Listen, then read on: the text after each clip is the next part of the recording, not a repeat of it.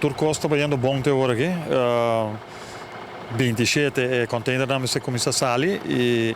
Jesus em ponto 27 abre e nós estamos em todo o departamento na já acaba riba uela todo o truck que vai começar a hala e tracker na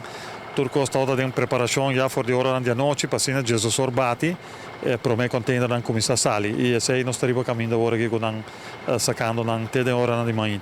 Pelo menos se começar segundo o horário de 2 horas, depois vira 1 hora, e agora que nós precisamos a maneira que 27 abre, maneira que estipula o manejo de vuurwerk,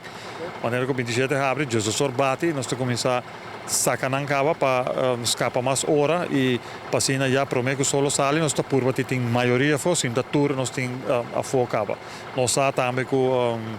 também tem 3 containers que estão chegando durante o dia 27 também,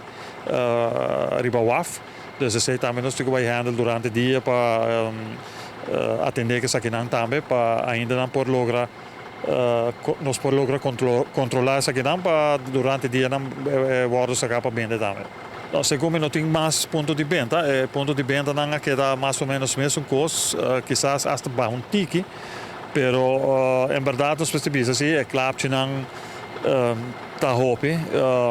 e nós esperamos que a maioria lo por guardo bendi para nós ter menos para guardar back. Durante a ano é mesmo pessoa não está queda importar, mesmo pessoa não, a maioria de pessoas não está vende e a maioria de não sai regra não acaba e não sabe que tem consequência não também e não também toma risco mais de hasi costa assim